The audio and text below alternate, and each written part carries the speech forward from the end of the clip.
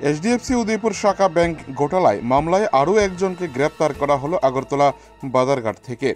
উদয়পুর মহকুমা পুলিশ আধিকারিক নির্মাণ দাস বৃহস্পতিবার দুপুরে রাধাকিশোরপুর থানায় এসে সাংবাদিক সম্মেলন করে তিনি জানান, গ্রাহকের টাকা আর্থিক ঘোটালা মামলায় সুমন দাস নামে ৩৫ বছরের এক ব্যক্তিকে আগরতলা থেকে নিয়ে আসা হয়েছে।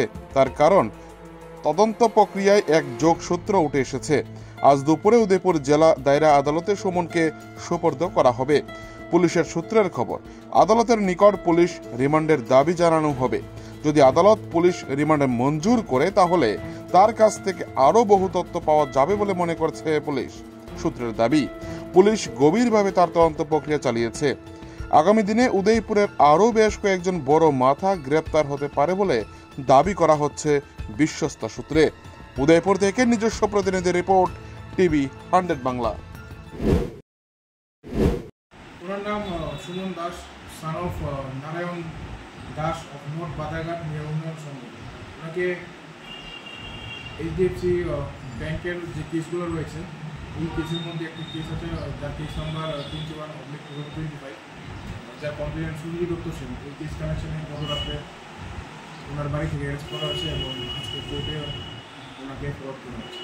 ওনার বিরুদ্ধে কি স্পেসিফিক অভিযোগ ছিল নাকি পুলিশের তদন্তে আপনাদের বেরিয়ে আসছে যে ব্যাংকের সঙ্গে যে ঘটনাটা সেটা সঙ্গে এফআইআর নেম একিউজ পারসন নয়, তদন্ত সূত্রে ওনার নাম বেরিয়ে এসেছে এবং এভিডেন্স এসেছে ওনার বিরুদ্ধে, তাই ওনাকে অ্যারেস্ট করা হয়েছে এবং আজকে কোর্টে ফরওয়ার্ড করা হয়েছে। আচ্ছা, আপনারা কি রিমান্ডের আবেদন করেছেন? কারণ একটা বড় ঘোটালা উদয়পুরের সম্প্রতিকালে, তো ওনাকে কি রিমান্ডে এনে জিজ্ঞাসাবাদ চালাবেন কি? হ্যাঁ, আমরা মাননীয় আদালতের কাছে রিমান্ডের জন্য প্রেয়ার করেছি এবং ওনাকে যদি রিমান্ড মঞ্জুর হয় রিমান্ডে এনে আমরা ওনাকে জিজ্ঞাসাবাদ চালাবো এবং বাকি যা তথ্য আছে সেটা ওনার থেকে আমরা বের করার চেষ্টা করব। টোটাল আর্থিক ঘটনার অ্যামাউন্টটা কি সেই আগের মতো 82 লক্ষ টাকা আছে না বেড়েছে এর মধ্যে?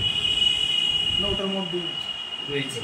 মোট কতজন আজ এখন অব্দি আটক করেছেন, আপনারা গ্রেপ্তার করেছেন এই মামলায়? সুমন দাসকে নিয়ে মোট 3 জন অ্যারেস্ট করেছে। 2 জন এখন জুডিশিয়াল কাস্টডিতে রয়েছেন এবং ওনাকে গতকালকে একটা প্রশ্ন বারবার উঠছে যে বর্তমান যে ম্যানেজার, আজকে যাকে গ্রেপ্তার করেছেন উনি একটা সময় ম্যানেজার ছিলেন এই ব্যাংকের।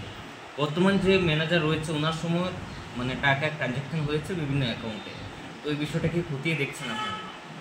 আমরা সব বিষয় দেখছি, পারপাস ইনভেস্টিগেশন, বাকি ওনার সাবজেক্ট ইনভেস্টিগেশন।